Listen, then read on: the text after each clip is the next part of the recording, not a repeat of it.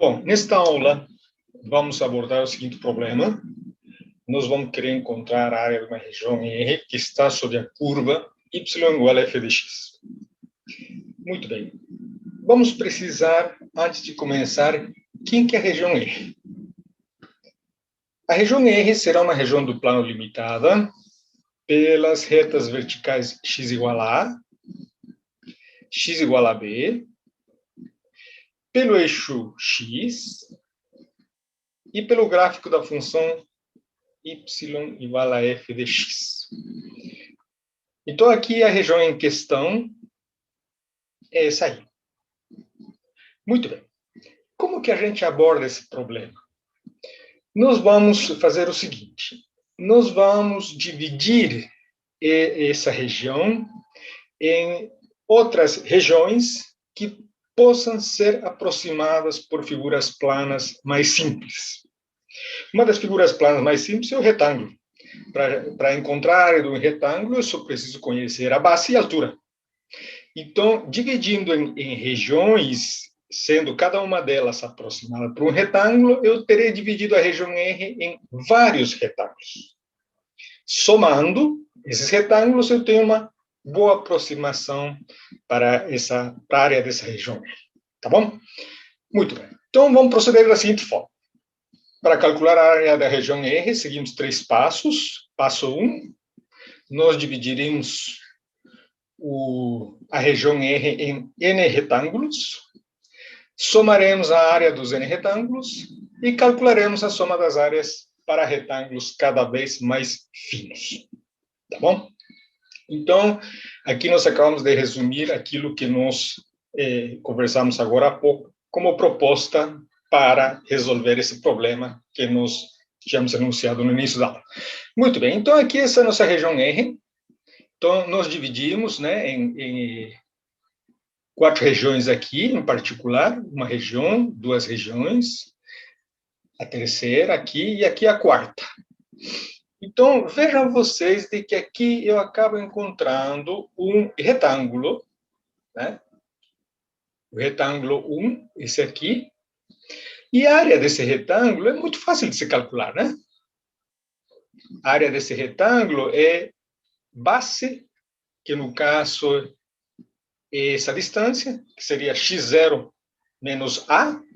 Nós, por conveniência, acabamos chamando o ponto A de x0, então nós teremos x1 menos x0, que será a base desse retângulo, e a altura desse retângulo estará dada pela função avaliada nesse extremo, que é o ponto x0. Então, a imagem por f de x0 nos dá a altura do retângulo. Então, a área do primeiro retângulo é base, está aqui, base, por altura. Tá bom? Procedemos da mesma forma com o próximo retângulo. E aqui nós teremos um segundo retângulo, será esse aqui. A base desse retângulo é x2 menos x1, e a altura desse retângulo ela estará dada pela imagem por f do ponto x1, ou seja, essa aqui será a altura do segundo retângulo. Então, base, essa altura. E assim a gente continua com o terceiro retângulo, que nós teremos, sua base será x3 menos x2, e sua altura será a imagem por f do ponto x2, ou seja, esse pontinho aqui, né? Esse ponto aqui. Aí estão as imagens correspondentes. Então, aqui nós temos base, x3 menos x2, e altura f de x2. E assim, da mesma forma, para o último retângulo. Então, essa soma nos dá uma boa aproximação para a área da região R que nós estamos buscando. Só que a gente precisa fazer algumas observações.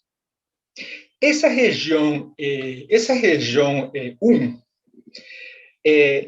ela contém o retângulo 1. Só que para eu encontrar a área real dessa região 1, esse retângulo me aproxima por falta a região 1. Ou seja, estaria faltando isso, né, para eu ter a área real da região 1. Já no caso do retângulo 2, eu estou aproximando a região 2 por excesso, ou seja, a área desse retângulo será maior que a área real, porque a área real é essa aqui, né? A gente sabe que a área real é esse aqui, né? Esse aqui. Então, vejam só de que nós calculamos a área desse retângulo, na verdade, nos permitiu calcular uma área para a região 2 por excesso. E assim com a região 3, e a mesma coisa com a região 4, né? A gente pode fazer as mesmas observações. Então, isto nos leva à seguinte pergunta, né? E o que a gente faz, né? Como que a gente contorna essa situação? Então, o que nós vamos fazer é o seguinte: nós vamos fazer uma divisão em retângulos cada vez mais finos, o que certamente vai nos permitir encontrar aproximações cada vez melhores da área da região R. Né? Então, quanto mais finos os retângulos, a área por excesso e a área por falta vai se tornar cada vez menor. E assim nós vamos ter, então, uma melhor aproximação para a área da região E.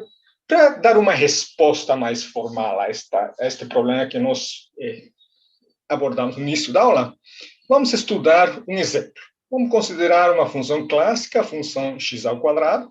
Tá? Vamos definir ela num intervalo 0b. Tá? Então, a área da região que nós queremos encontrar, neste caso, é essa aqui. Tá? Então, a gente se pergunta, que área é dessa região? Tá? Onde a função f de x, nós já o dizemos, é a função f de x igual a x ao quadrado. Tá bom? Muito bem. Então, o que vamos fazer? Dividir essa região R em sub-regiões. Então, essa é uma região, essa é outra, essa é outra, essa é outra e essa é outra. Então, nós dividimos essa região em várias sub-regiões. Bom, isso na prática o que está nos dizendo é o seguinte, que o intervalo 0b, ele está sendo dividido em subintervalos. Tá? Então, o primeiro subintervalo seria esse aqui, o segundo subintervalo seria esse aqui, e assim sucessivamente. Nós vamos adotar, neste caso, o seguinte critério. O comprimento desses intervalos será igual, tá? Ou seja, todos esses intervalos terão o mesmo comprimento. Tá bom? Muito bem. Então, é aquilo que nós falamos, dividimos o intervalo 0b em n subintervalos, todos eles de comprimento b sobre n. Né? Então, se um segmento de comprimento b eu divido em n subintervalos, cada subintervalo terá comprimento b sobre n. Então, o primeiro subintervalo será esse aqui, tá? Que nós temos 0. O primeiro subintervalo será esse aqui. O segundo será esse aqui. E assim sucessivamente até n-1. Vamos escrever direito isso aqui. n-1 b sobre n. E vamos conveniar de que o último ponto, o extremo superior do intervalo, será escrito como nb por n. Por simplicidade, como veremos um pouquinho mais para frente. Então, a gente conseguiu aqui um subintervalo.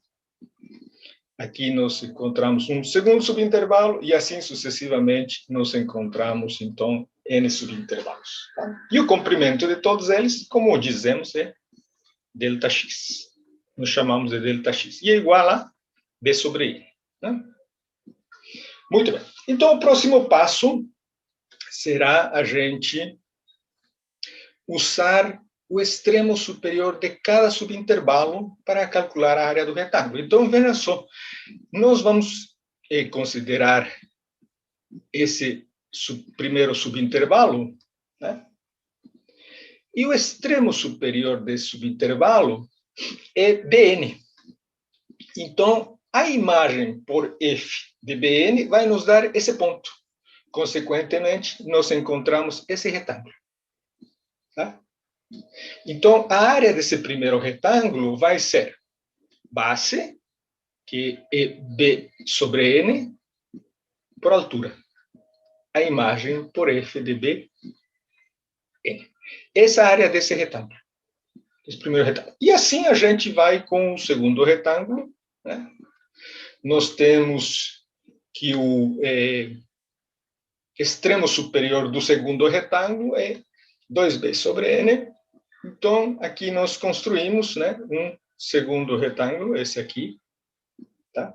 E a área desse retângulo é 2, desculpa, a base é b sobre n, né? É a mesma para todos os retângulos, vezes a altura, que será f de 2b n, ou seja, imagem por f de 2b. Então, essa é a área desse segundo retângulo. E assim a gente vai fazendo para todos. Então, vamos somar essa área, a próxima e assim até a última, e nós teremos, então, o seguinte. Né? Então, a soma das áreas dos retângulos obtidos, usando o extremo superior de cada subintervalo, será esse aqui. Né? Esse aqui é o extremo superior do primeiro intervalo, lembramos aqui, né? Extremo do segundo, e o extremo superior do último subintervalo é o próprio B, que nós vamos denotar, como dizemos por simplicidade, como NB sobre N. Então, aqui nós temos isso aqui. Tá bom? Essa é a soma. Muito bem. A imagem por f de B é bn ao quadrado. A imagem por f de 2b sobre n é 2bn ao quadrado e assim sucessivamente. A gente nota que este aqui é um fator comum. Colocando em evidência, fica essa expressão. Tá? E aí a gente observa de que isto aqui será, no fim, b sobre n. Isto aqui elevado ao quadrado, b ao quadrado sobre n ao quadrado. O próximo será 2 ao quadrado, b ao quadrado sobre n ao quadrado. Aqui teremos 3 ao quadrado, b ao quadrado sobre n ao quadrado. E assim até o último termo. N quadrado, b quadrado sobre n ao quadrado. Tá? Então, a gente nota também que aqui nós temos um fator comum, que é b quadrado sobre n quadrado. Olha isso. B quadrado sobre n quadrado. Né? B quadrado sobre n quadrado. Colocamos em evidência e multiplicado por bn, vai ficar b ao cubo sobre n ao cubo. O que vai sobrar aqui? 1. Aqui vai sobrar 2 ao quadrado, aqui 3 ao quadrado, assim no último termo, n ao quadrado. Ou seja, nós vamos ter essa expressão. Tá? Então, essa soma, que foi das áreas dos retângulos obtidas usando o extremo superior de cada subintervalo, será chamada de soma superior. Então, essa soma, nos aproxima à área da região R por excesso. Né? Notem aqui, que aqui, vejam só, aqui, né? Essas áreas, elas estão me aproximando, né? Vejam só, se eu somar essas áreas, eu vou ter a soma disso aqui, né? Isso está por cima da região R. Então, a aproximação que nós obtivemos é a soma por excesso, ou também chamada de soma superior. Tá? Muito bem. Aqui está aquilo que nós falamos, essa observação. Esta soma é maior que a área da região R, uma vez que os N retângulos contêm R, né? Como nós vemos agora. Da mesma forma, pessoal, argumentando da mesma forma, agora nós vamos usar os extremos inferiores, né? Aqui, nesse subintervalo, eu tenho o subintervalo 0bn. Então, quem que é o extremo inferior? O primeiro extremo inferior, 0.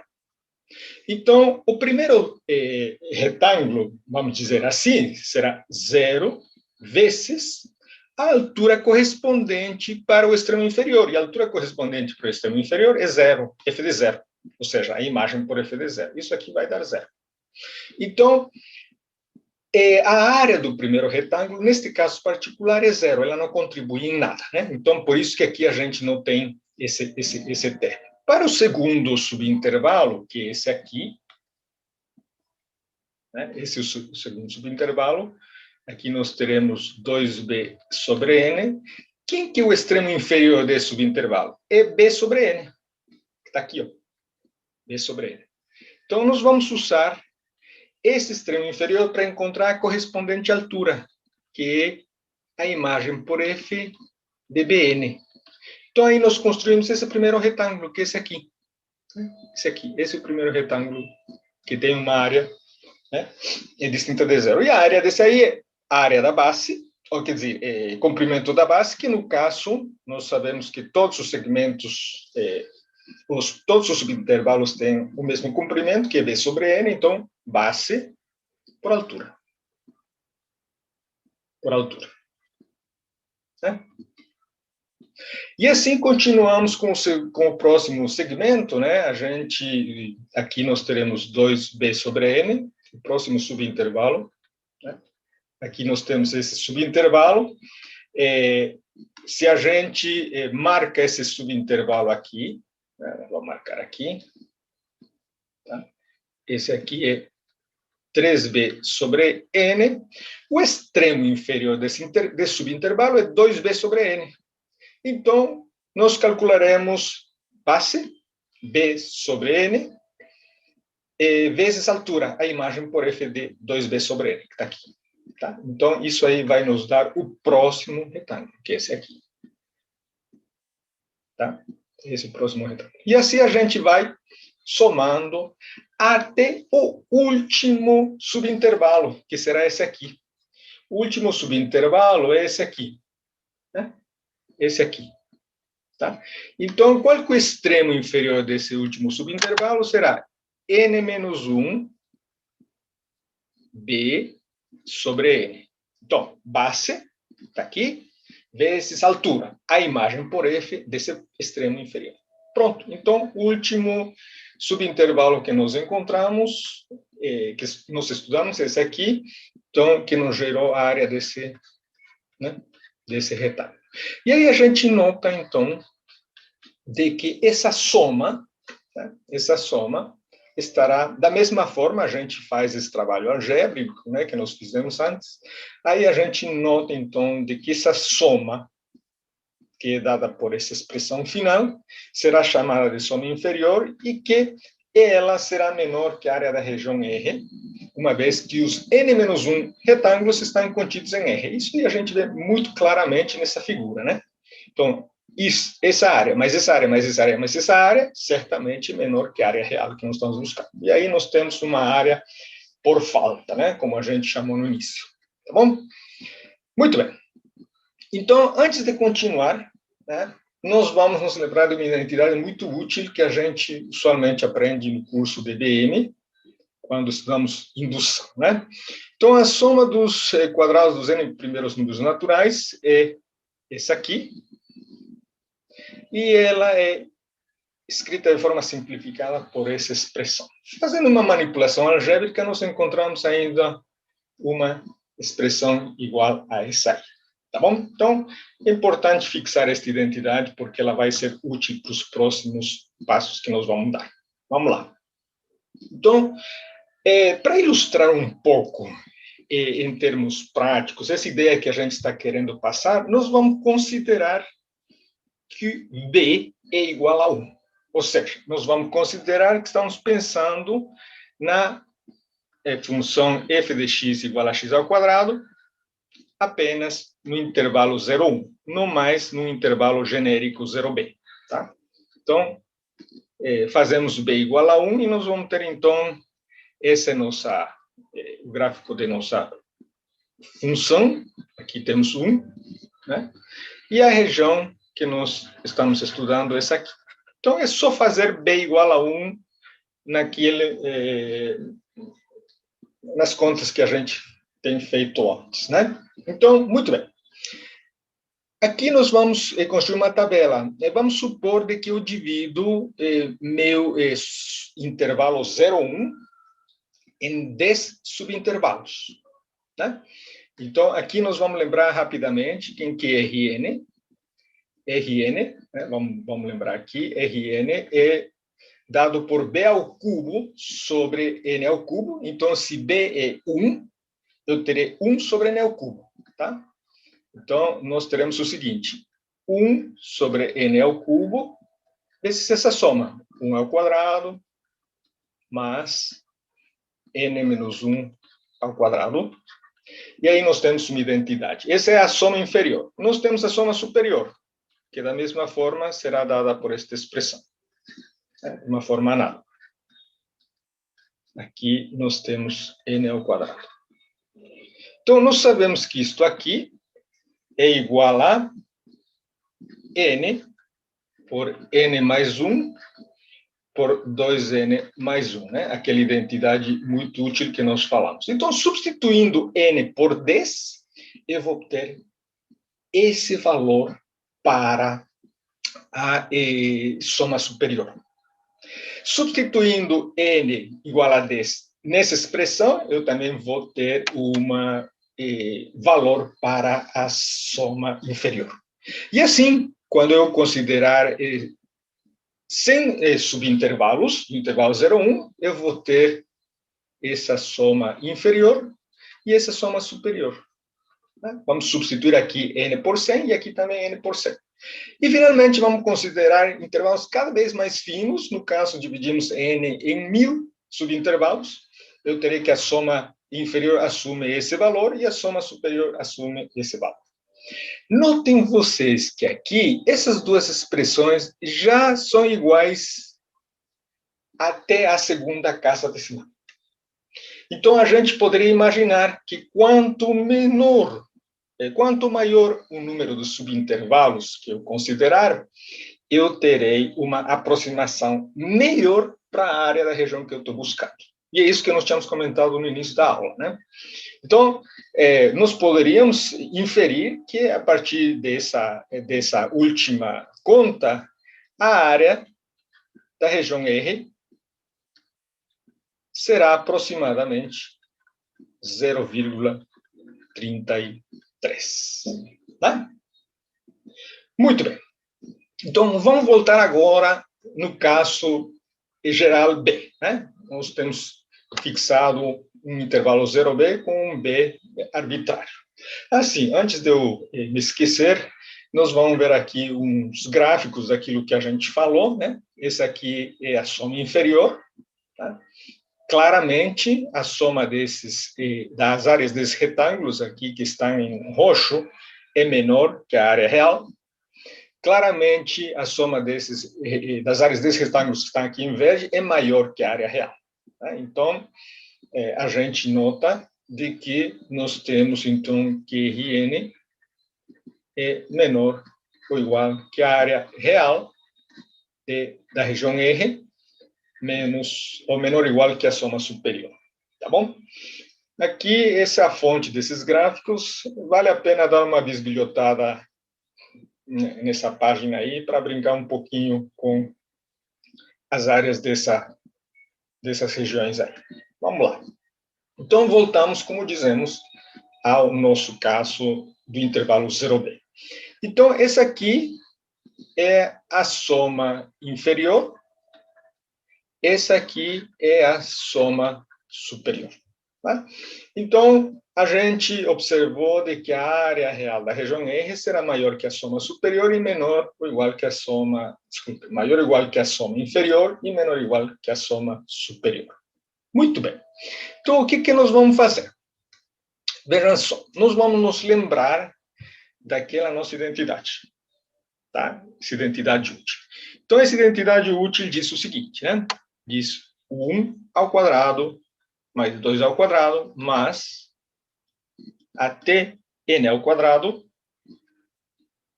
é igual, e eu vou escrever aqui, nós escrevemos uma expressão igual a esta, né? Nós dizemos que é possível chegar nessa expressão fazendo manipulação algébrica, é muito fácil. Tá? Nós sabemos isso. Muito bem. B é um número positivo. N também. Então, b ao cubo sobre n ao cubo é um número positivo. Eu vou multiplicar ambos os lados por b ao cubo sobre n ao cubo. Tá? b ao cubo sobre n ao cubo.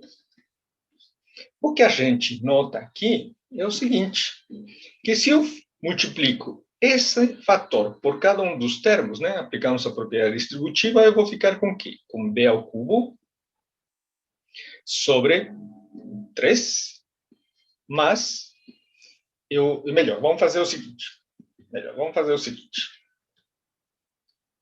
vamos colocar em evidência aqui n ao cubo. Se eu colocar em evidência n ao cubo, eu vou ficar com a seguinte expressão. Vejam só. 1/3. Aqui nós teremos 1 sobre 2n. E aqui nós teremos 1 sobre 6n ao quadrado. Tá bom? Muito bem. Então, a gente nota, né, que quando n é muito grande, 1 sobre 2n também se faz zero, né? Se aproxima de zero. Então, para n muito grande, isso aqui tende a zero.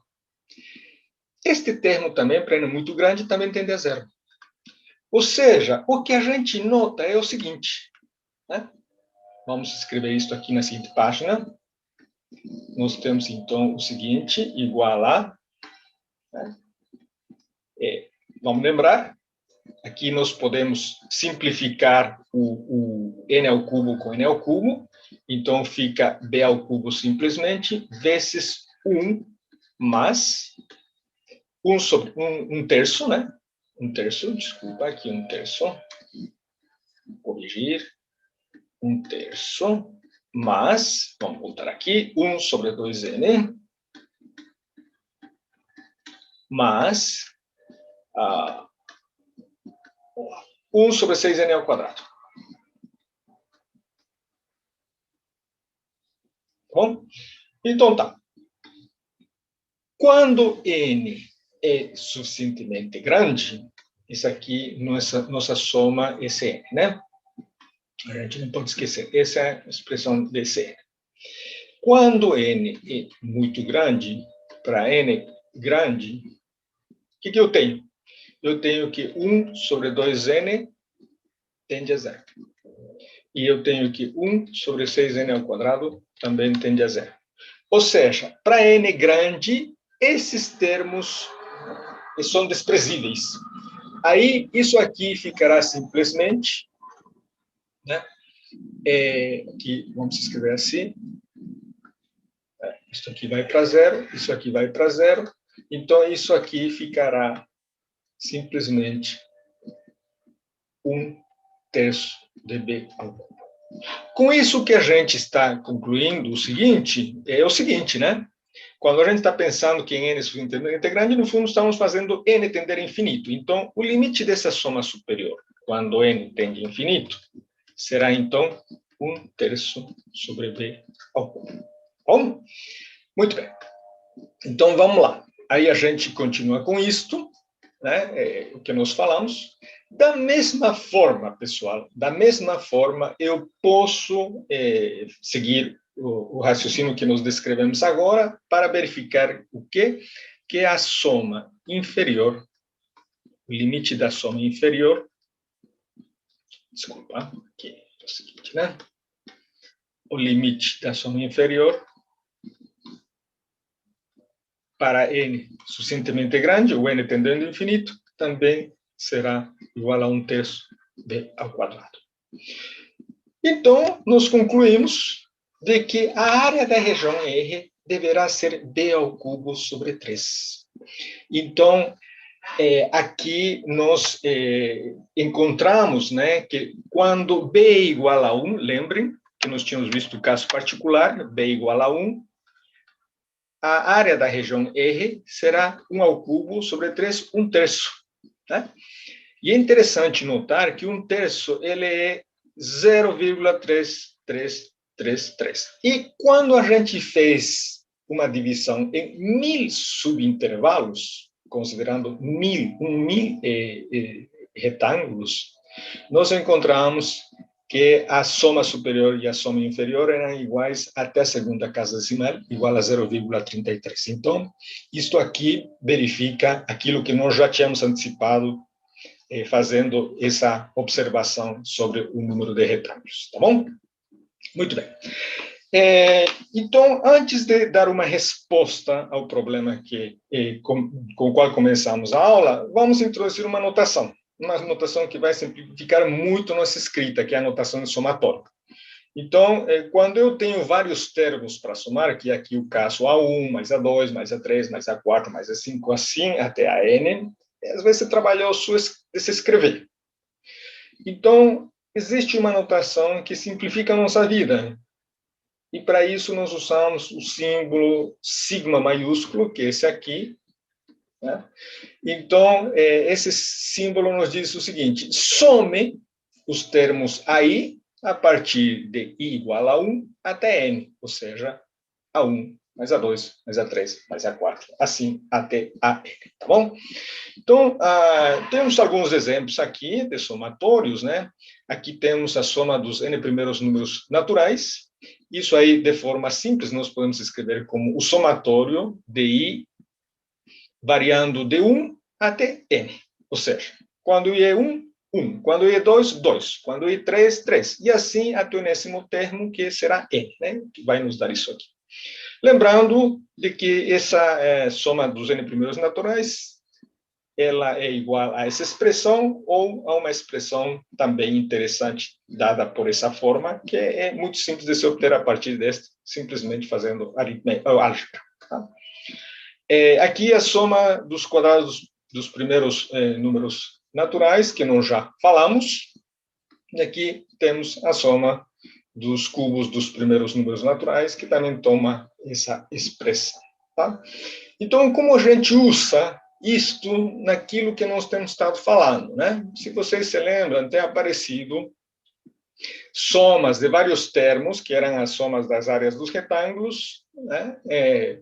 Nas contas que a gente fez ao encontrar soma superior e soma inferior. Então, lembremos que para o caso da função f de x igual a x ao quadrado, e nós queremos estudar a área da região sobre a curva f de x ao quadrado no intervalo 0b, nós encontramos, né, de que temos vários retângulos, né? Lembrem um pouquinho isso aqui. Aqui nós temos 0, aqui temos b, né? Aqui tínhamos o primeiro subintervalo, que era b sobre n, e assim íamos tendo os próximos subintervalos, né? Muito bem. Então, a gente disse que íamos considerar esse subintervalo e, para encontrar a soma superior, usaríamos o extremo superior desse subintervalo, que no caso é b. Então, qual que era a área desse retângulo? Base, que seria delta x, né? Essa aqui é a base, vezes a altura, ou seja, a função avaliada no extremo superior. Ou seja, no caso do primeiro retângulo, era b sobre n, que seria 1 vezes b sobre n. Então, quando i é igual a 1, eu tenho esse primeiro retângulo.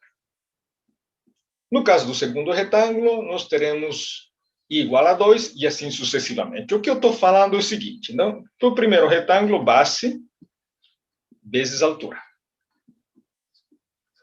Para o segundo retângulo, base vezes altura. Aqui, lembramos que estamos usando o extremo superior de cada subintervalo. E assim, né, até o último subintervalo, base vezes altura, que ela é encontrada no extremo superior do último subintervalo. Então, aqui está variando, né, i igual a 1, i igual a 2, e assim sucessivamente, i igual a 3 até i igual a n. Então, isto aqui nós podemos escrever dessa forma. Né? Essa escrita simplifica muito. Né?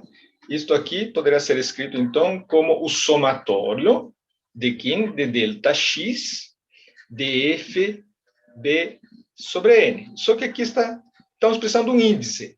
Então, o índice irá de i igual a 1, porque eu tenho n termos, até n. Para cada termo, para o primeiro termo é 1, para o segundo termo é 2, e assim sucessivamente. Então, por isso que a soma superior acaba tomando essa expressão, e nós vimos que ela pode ser escrita dessa forma, visto que a imagem por f de i vezes b sobre n, e vezes b sobre n ao quadrado. Né? Isso aí nos leva, então, a encontrar essa soma superior que nós já vimos, né? Em termos, sem usar somatório, isto aqui, nós já vimos que era isto aqui, né? aqui n, né? N ao cubo. Até n ao quadrado. Tá bom? Então, aí aparece a notação somatória. Tá bom? Muito bem. Então, vamos resumir tudo aquilo que nós falamos para poder dar uma resposta ao problema que motivou nossa aula de hoje. Muito bem. Nós vamos considerar que f é uma função contínua definida no intervalo AB. Vamos supor de que f de x é maior que zero no intervalo AB, ou seja, o gráfico da minha função será uma coisa desse tipo, está por cima do eixo x, aqui é A, aqui B, e esse é o eixo x. Então, nós temos uma região R, essa aqui. Né? E nós queremos calcular a área dessa região R nessas condições. Tá bom? Então, o que nós dizemos? Passo 1, faremos. Dividiremos o intervalo 0 em n subintervalos de comprimento igual. Tá? Que nós vamos chamar delta x. Segundo passo. Em qualquer um desses intervalos aqui, vejam só, subintervalos, né? Vamos supor que eu estou aqui com o subintervalo x e menos 1 e xi. Então, este é um subintervalo. Tá?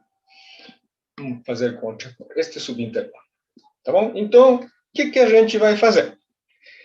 Este aqui já me determina a base. Por quê? Porque o comprimento desse subintervalo é Δx. Então, a base do retângulo é Δx. Então, eu vou escolher um dos extremos. Se eu quiser soma superior, eu escolho o extremo superior do meu intervalo. Se eu quiser soma inferior, eu vou escolher o extremo inferior do meu subintervalo. Então, a essa escolha, a esse ponto, nós vamos chamar de CI. Tá? Então, CI pode ser esse ponto ou esse ponto. Então, a imagem por F de CI vai nos dar a altura do retângulo. Então, a área desse retângulo é base dessa altura. Tá bom? Lembrando, mais uma vez, pessoal, isso aí é importante fixar. A altura é dado por esse ponto aqui, se eu considerar o extremo inferior do intervalo ou por a imagem de xi do extremo superior do intervalo. Observando mais uma vez que, como a gente não define qual dos extremos nós vamos calcular, a gente chama ele de CI simplesmente. Então, qual que é o terceiro passo? Somar as áreas dos retângulos. Área do primeiro retângulo, base por altura. Área do segundo retângulo, base por altura. Área do enésimo retângulo, base por altura. Tá? E em notação de somatório, será o somatório de f de CI vezes o Δx. Essa soma, pessoal, será chamada de soma de Riemann. Tá? Nós vamos precisar um pouquinho mais esse conceito de soma de Riemann na próxima aula. Qual que era o terceiro passo que nós propusemos? Fazer os retângulos cada vez mais finos. Então, fazer os retângulos cada vez mais finos significa fazer n muito grande, ou seja, fazer tender n infinito, ou seja, o limite disto aqui, quando n tende a infinito, deverá nos dar a área da região R buscada, nessas condições. Tá bom?